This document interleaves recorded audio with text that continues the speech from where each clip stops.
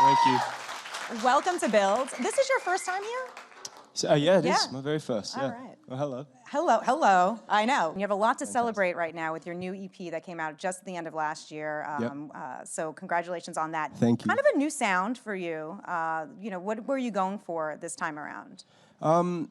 I saw it as a very kind of natural progression for me, style-wise and aesthetically, and in my sound. And I think I've always played the guitar. I've always had a real kind of affinity for the guitar. It was the first instrument I learnt to play. It's the only instrument I play.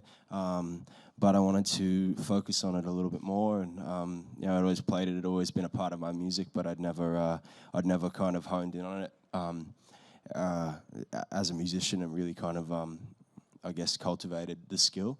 So that was a big part of it, I think, and just growing up and all of that, yeah. Yeah, and you have a new band. Yes. So how did your band come together? It's called The Tide. They were just two mates that I met here in the States, actually, in Los Angeles. I met my drummer Adrian through a couple of mutual friends, and they were like, "Oh, you should meet this guy, jam with him," and all that. And we got along really well. And then we went out and played some gigs, and we met our bass player Reef on a very suiting name, Reef. Yeah. Tide, all that. Very convenient.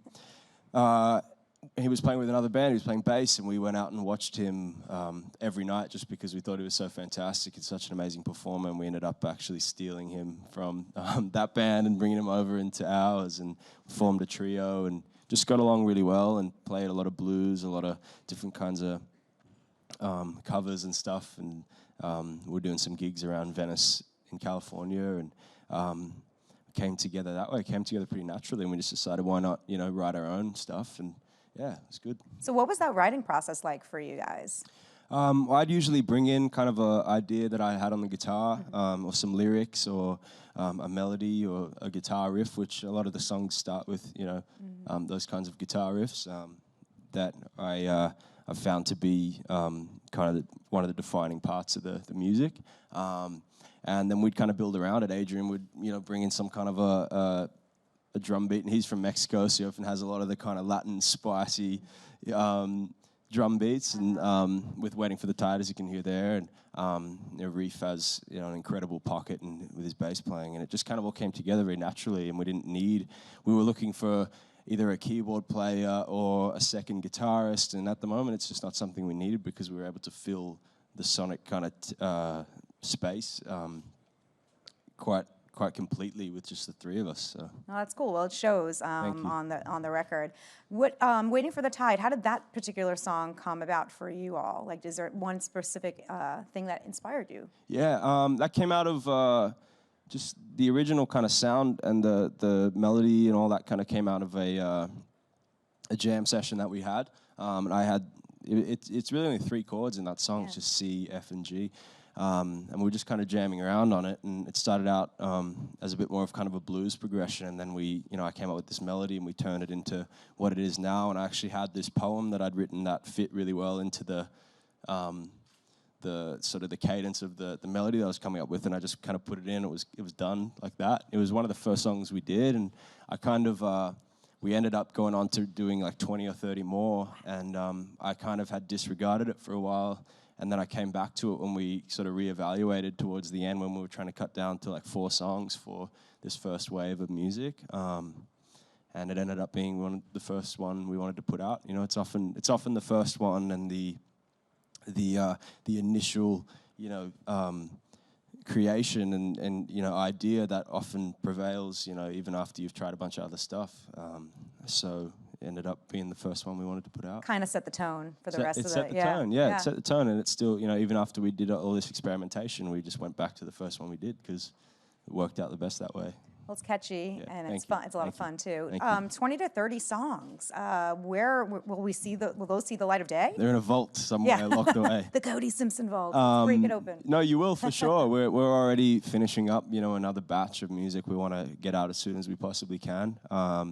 And I'd like them all to see the light of day one day, but sometimes it doesn't happen. Some of them aren't as good as others, I guess, but. Yeah. Seems like a lot of them start out as poems in some ways. How much are you writing poems, and where do you get your inspiration just on a day-to-day? The sort of eternal ramblings of my head that just constantly seem to go on all the time. I just write them down in books and stuff, and then compile it all and rearrange it and all of that. It's really nothing special, but you know, it seems to help with my songwriting. So that works out. Like "Tell Me Why" was another song off of the CD that started out that way too. And I just kind of wrote that all on guitar, just kind of rambling, saying a bunch of things I wanted to say, and kind of ended up putting it together, and it somehow worked as a song too. So, I mean, I write poetry just as often as I write kind of song lyrics, and in some way they're exactly the same thing. So yeah. It all comes in hand. There's another song on there, Ramona, right? Yeah. Yeah. So what was the inspiration behind that track? Is there a Ramona? But there. We like to think there is. We've said before that it was Reef's ex-girlfriend, which completely isn't true. I don't know where we sort of made up that narrative in an interview somewhere. But Ramona, it stemmed as I was writing it on, started out as another just kind of guitar thing, and I was actually doing it just as a bit of fun, like kind of a bit of a jokey, you know, tongue-in-cheek kind of a jam, and then we ended up putting other instruments to it, and it there's actually two parts of the song. The first half is up-tempo, and the second half is quite mellow, a bit more of a laid-back, almost reggae feel. And so the song was just the first half for a while, and then we added the second half, and I was like, why not make this, you know, kind of a little bit more of an unorthodox, just kind of a fun jam to do. So we added it as the fourth track. Yeah. And you're the producer behind some of these tracks too, right? Right. What was it like being kind of on the other side of it, of your own music? Oh, it was fantastic. Yeah. Like I have fun. I have fun messing around, like on the computer and putting the sounds together and stuff. And we all produce the songs. We all, you know, add our parts to it. But we're not working with, you know, most artists are often working with a variety of different songwriters and producers and stuff. But we, you know, just in the way that we realized we didn't need any other musicians, we realized we didn't really need a wide variety of other producers or songwriters or anything, you know, in the way that a lot of people do these days, because we seem to be able to cover all ground independently. So Very DIY.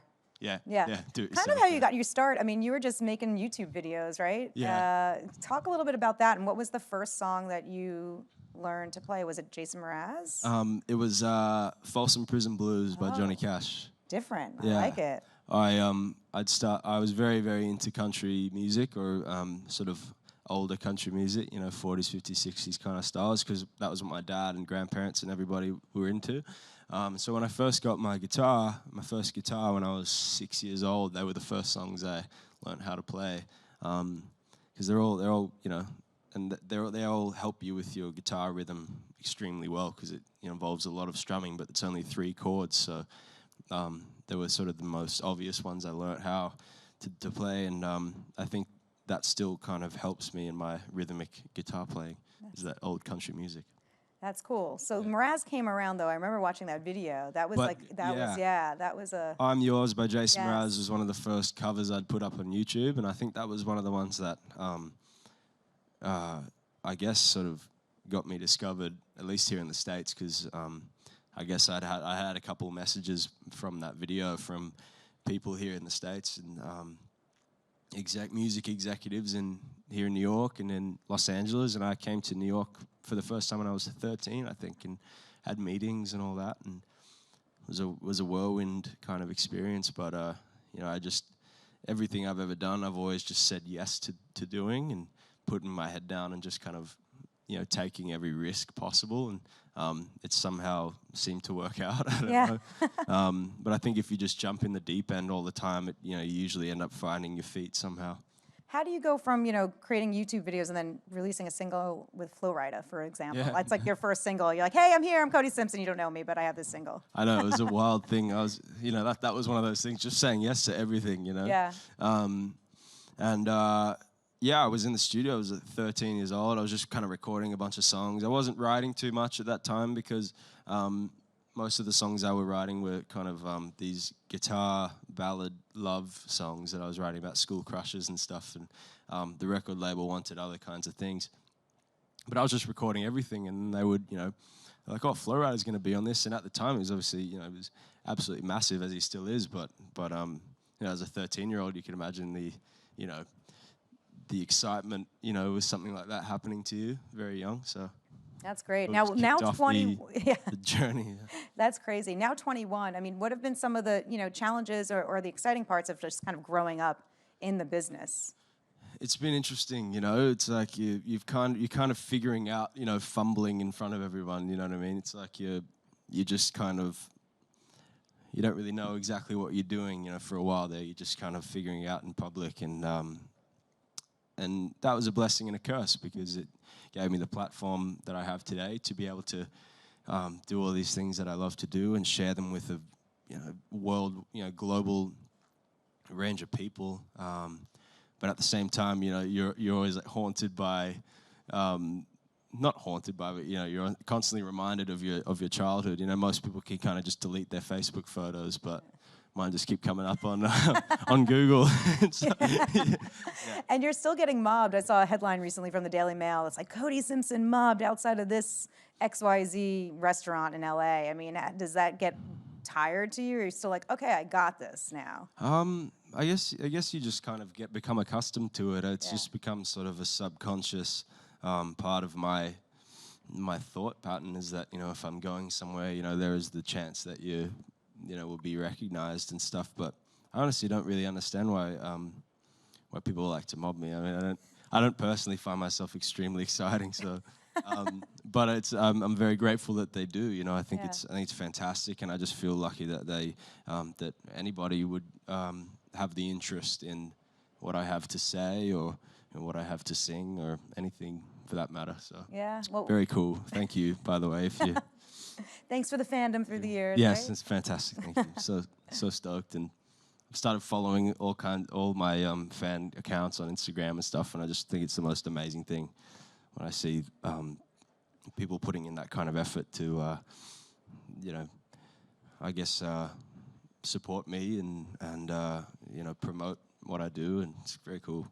It's crazy having growing up in the biz. I know that you collaborated with a lot of people throughout the years, including Justin Bieber, and so he's like a buddy of yours still, right? How often do you guys talk? And I haven't spoken to him in a little while, but we've worked on a range of music that unfortunately hasn't really seen the light of day, bar one song, which is still like by far the most played song I have in my repertoire. But it's funny growing up in that kind of realm because it is. I often refer to it as like, you know, Hollywood University or, you know, Hollywood High or something, because, you know, everyone's kind of friends with each other and there's, you know, rumors and drama and people you know, hooking up and all that, and it's just like, it's really quite funny to witness and to kind of be a part of because it is on somewhat of a, you know, worldwide scale, you know, in the public eye, but it's, you know, it is a little bit kind of like a high school of the arts, you know, liberal arts high school or something. Yeah, has Bieber ever said anything like, hey, take this advice from me or check this out? We've had those kinds of conversations because, you know, I owe a lot to Justin because he opened the door for a lot of musicians of my age. He's 3 years older than I am, something like that. And when he was first coming out as I think maybe 16-year-old, I was 13 and looked up to him very much. I still do because he paved a way for a lot of people, men, you know, young men and women to pursue their, you know, creative and artistic kind of endeavors. And he's done an unreal job. So it's very cool to, you know, even be mentioned in the same sentence as people like that because they've achieved so much. You recently were named an ambassador for something involving the environment, right? The ocean. Yes, because this is really important to you. Yeah. So that was one of the greatest. That was the most significant thing that happened to me last year. The greatest thing in my eyes that happened to me was being named United Nations Ocean Advocate, and their very first one. So they've had a lot of environmental, you know, advocates and representatives and things like that in the past, but never one focused solely on the ocean, which is a massive. It's a massive concern and something I care about very much. So feel very lucky to be able to, you know, be some kind of not that they need it, but, you know, a megaphone for their, some of their messages, and able to work with them on some of their activations and their initiatives, and it's fantastic. Yeah, that's great. It sounds like it's something that's really close to your heart. Very, so, yeah, very. having grown up like in that area Yeah. and that kind of thing, and having being near the ocean, and that kind of is what inspired the album Yeah, too, right? Waiting for the Tide is a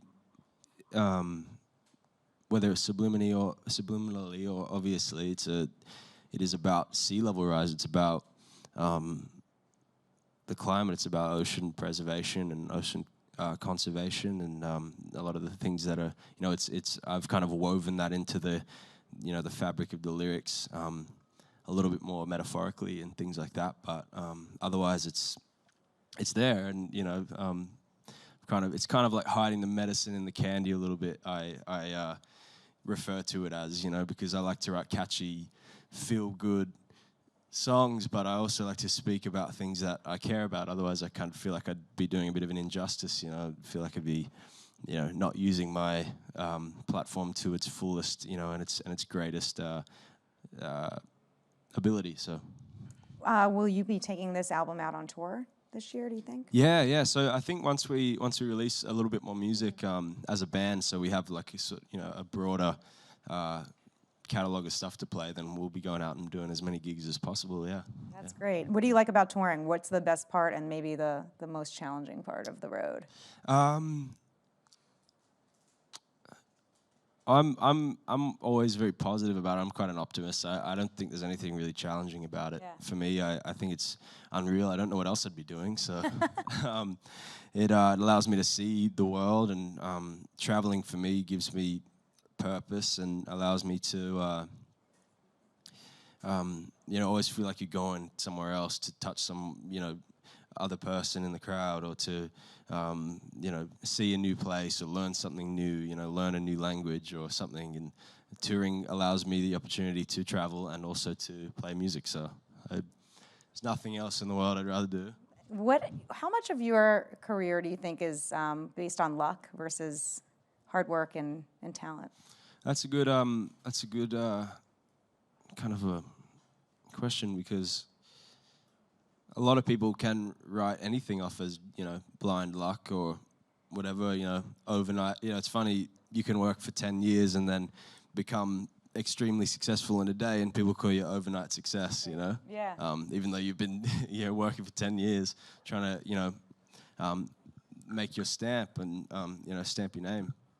So luck has something to do with it, as it does, with anything that happens ever. But that can also be, be called fate or destiny, or however you want to, not that I'm a, massive kind of believer in all that kind of stuff. I think you make your own, but I like to think I make my own luck just by believing in what I do. I think if you believe in what you do and you're just constantly jumping in the deep end and taking risks, then kind of it forms around you and it works. Yeah, I don't know how. I don't have an answer really, but yeah, no, I think that you worked hard, and like it seems like it's a combination of both for you. Yeah. I like how you use metaphors of water and jumping in the deep end. Jumping in the deep end. Yeah, throughout it all. So build sand castles in the sky. Yeah. Well, we have a crowd here that has some questions for you, so we're not going to let you go just Amazing. yet. So let's go to it. Who's first? Cool. All right. Hi. Hi, Cody. How are you? Good, how are you? Good. So my question is, which of your tattoos is your favorite? Good question. I'm gonna make my mum happy and say this one.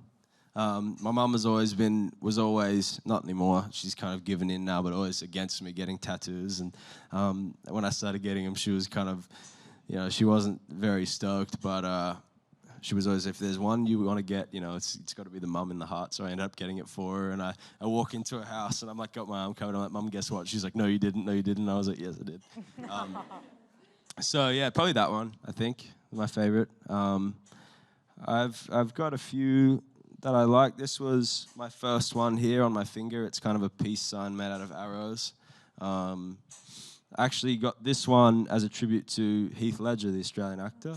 He had the very same tattoo, and I've had I never got to meet him, but I've met his family before, and He's one of my greatest kind of inspirations, even though I'm not a film actor, but just as a creative person. So that's for him. And then, I don't know, a lot of them I kind of just get on a whim and, you know, walk in without any idea and just kind of do it because I have a few free hours. So, yeah.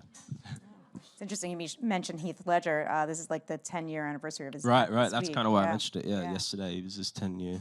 Do you see yourself ever doing anything when film down the line? Yes, actually. I actually did a film last year. It was a Bret Easton Ellis thriller that he wrote American Psycho with Christian Bale, and he kind of did this independent film, and I went up for a small part in that just to get my feet wet.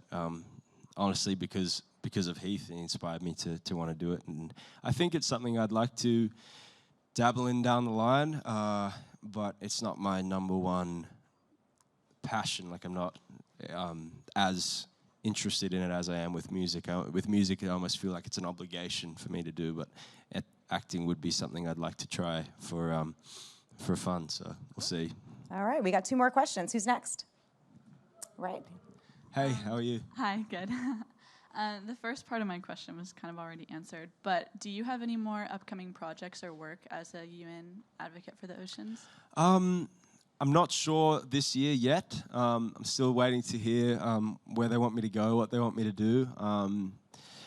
But until then, I'll just be promoting their message and trying to live by, you know, the sort of standards and by the, you know, just moralistically, like, you know, representing my part there. But I'm waiting to hear, and I hopefully will be doing a fair amount this year with them. Yeah, whether it's trips or cleanups or whatever it is. Yeah.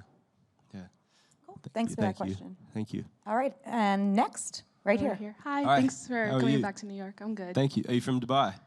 No, hat? but I've No. been there. It's been It's a pretty cool cool. place. Yeah. So it's kind of related to the question I wanted to ask you. You mentioned that you might tour in the future, which I am super stoked for. And is there any place that you haven't been before, maybe in the U.S. or internationally, that you would want to visit? Because there's like fans everywhere. Yeah, right. I'd like to go anywhere anybody wants me, you know, even if it's just 5 people or something. I'd like to be able to go and see them at some point. I've been around quite a lot of the US, if not most states. I've never done a gig in Hawaii. I'd like to do a gig in Hawaii. I've never done... there's a lot of Italy I'd like to do. There's a lot of places in Europe I'd like to go. But I'm not sure. I'd like to visit everywhere I've done again and again, you know, as many times as possible. But Hawaii is one I've never been that I'd like to play at for sure. Yeah. Well, lots to look forward to. Yeah. Thank you so much for spending some time today with us. Thank you very much. It's been great. Thank you for your Thank lovely you guys questions. for listening. Yeah, give it up for Cody Simpson. His EP is out right now. Thank you very much.